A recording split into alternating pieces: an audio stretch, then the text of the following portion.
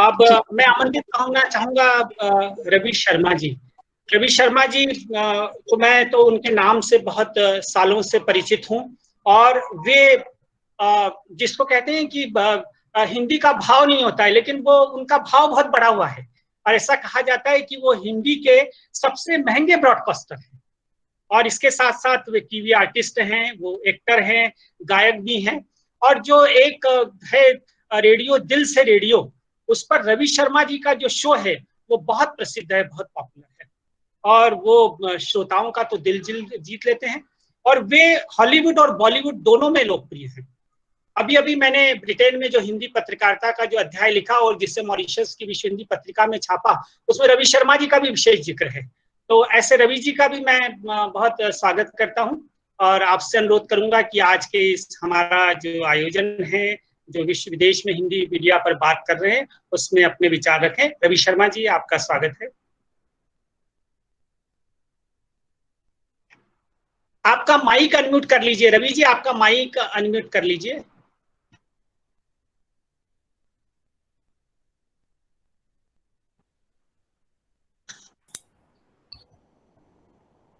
रवि जी का mic on है।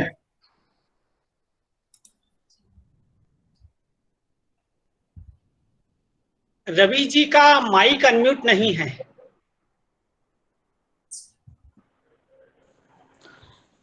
शैलेश जी, आप कर सकते हैं क्या उनका माइक ऑन?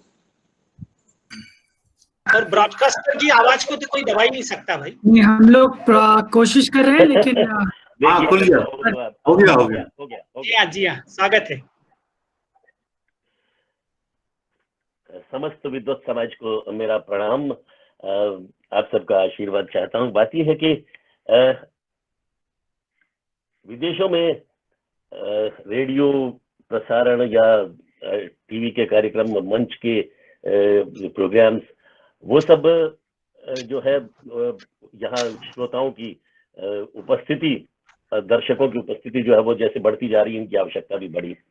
और आप जानते हैं कि जब जब हम विदेशों में जाकर के बसे हैं, तो भारत से निकलने के बाद भी हम भारत को अपने भीतर से नहीं निकाल पाते हैं, उससे जुड़े रहना चाहते हैं। जो बच्चे माँ से दूर होते हैं, ऐसा समझा जाता है कि वो माँ को ज्यादा मिस करते हैं, माँ से बहुत प्यार करते हैं, और माँ की सेवा करने की भी इच्छा उनमें रहती है। मेरे साथ थोड़ा उल्टा हुआ कि दो तरह के बच्चे होते हैं। एक वो जो माँ को बहुत सम्मान देते हैं,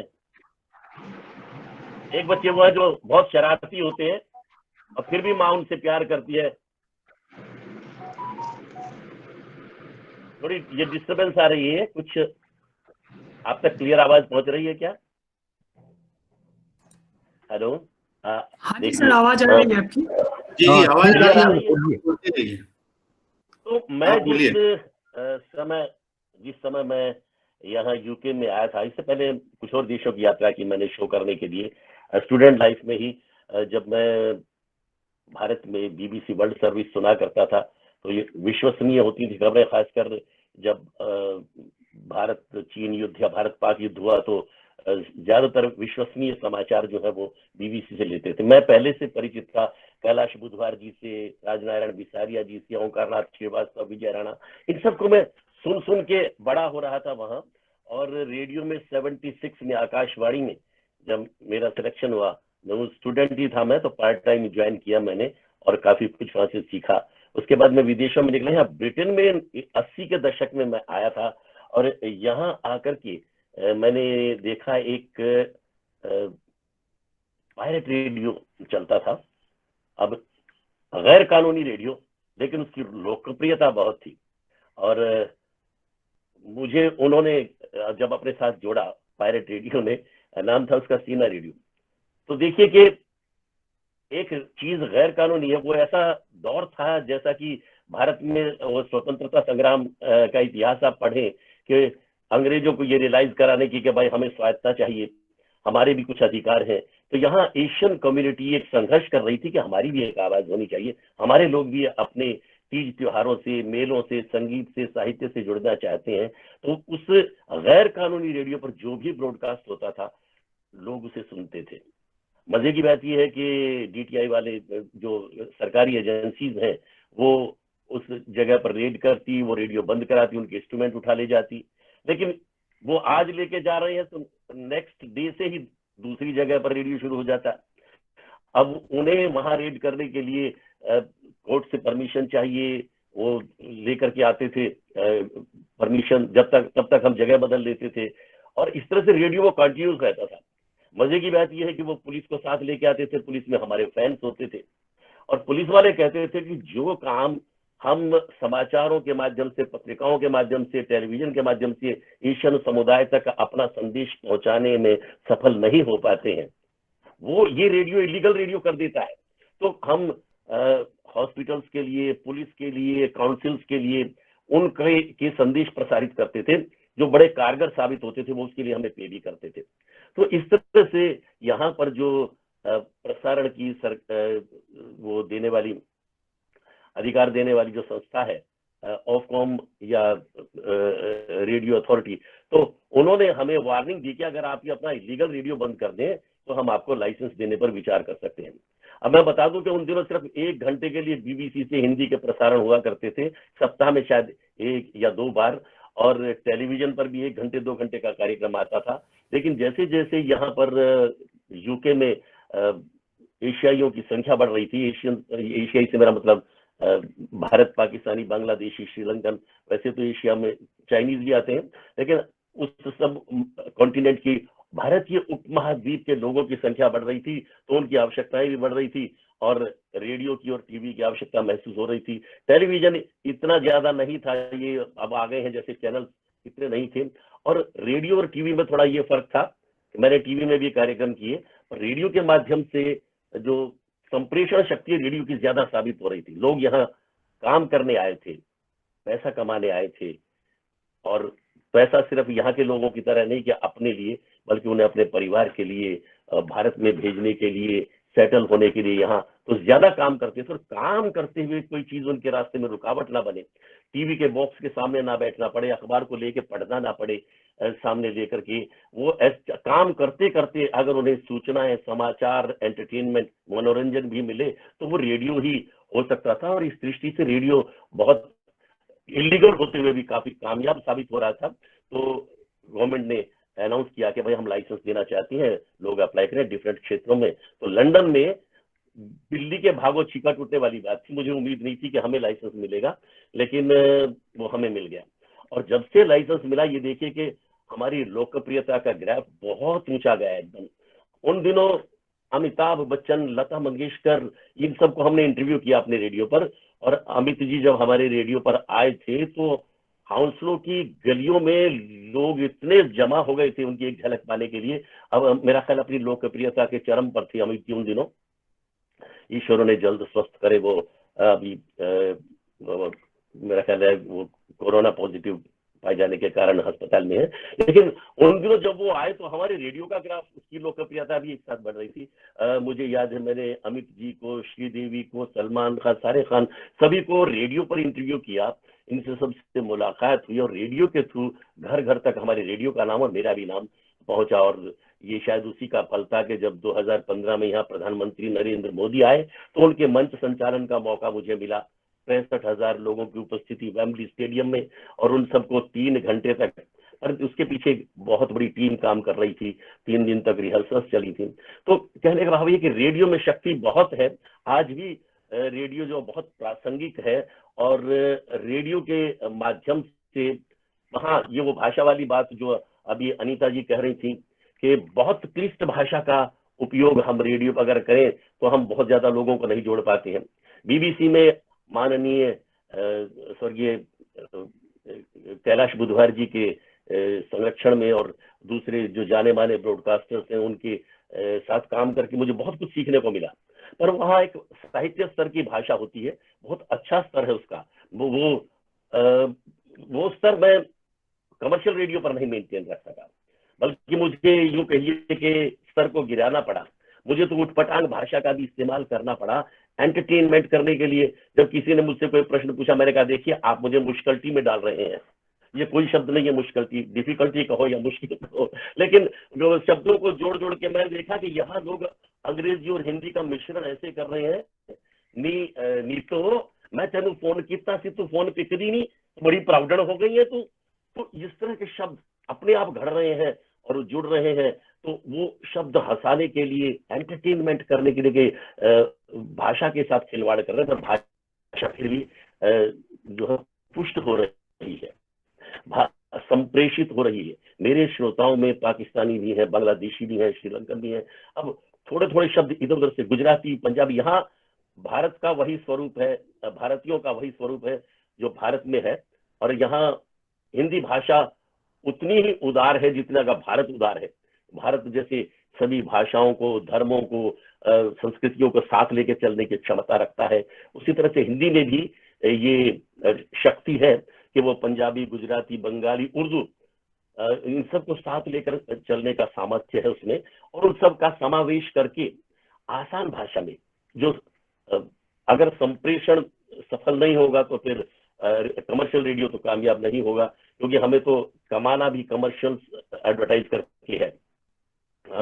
हम लोग विज्ञापन बनाते हैं, उन्हें चलाते हैं, तो लोगों के बिजनेस एडवर्टाइज करते हैं। श्रोताओं की संख्या जितनी ज्यादा होगी उसमें उसी अनुपात में जो है वो बिजनेस मिलेगा। तो इस तरह से यहाँ पर करीब 27-28 साल तक तो मैंने सनराइज रेडियो के साथ ही गुजारे। उससे पहले 1976 में ऑल इंडिया रेडियो में जो काम किया था, उसमें भी काफी, आप जानते हैं कि बंदिशें थी, तो एक सीमा के अंदर रह करके आपको बोलना होता था। और यहाँ स्वतंत्र रेडियो में, बीबीसी में भी नेचुरली मैं तो बहुत छोटा और जूनियर था, तो उनकी देख रेख में ही जो प्रसारण करता था, वहां साधन सभी के लिए उपलब्ध होते, सभी भाषाओं के लिए, लेकिन उनको आप एक सीमा में रह करके, बांध करके चलते थे। पर कमर्शियल रेडियो पर आपको ज्यादा स्वतंत्रता मिली। आप हिंदी, पंजाबी, गुजराती कुछ भी बीच में ठूस करके उसको संप्रेषण की योग्य बनाए, रोचक बनाए, दिलचस्प बनाए कि लोग सुने।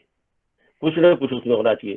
तो उसमें फिल्मी दुनिया की बातें, उसमें कभी कभार साहित्य भी आ जाता था, और दूसरा थिएटर की बातें, तीज, त्योहार, मेले, सबका समावेश करके जब कार्यक्रम को दिलचस्प बना करके हम चले, तो आज देखिए 1976 से लेकर के लगभग 44 वर्ष हो गए हैं।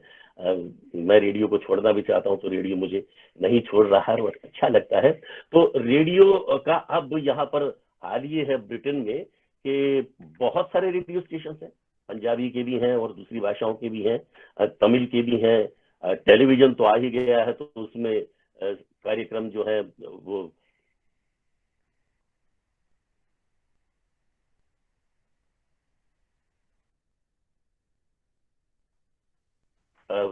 टीवी के माध्यम से भी लोग देखते हैं। बहुत सारे रेडियो कुछ होते हुए भी, और अगर हमें इस भीड़ में टिके रहना है तो कुछ ना कुछ रोचक जो मसाला है वो भी साथ जोड़ना है। और इसमें भाषा की सेवा जो हुई है वो अपने आप हो गई है।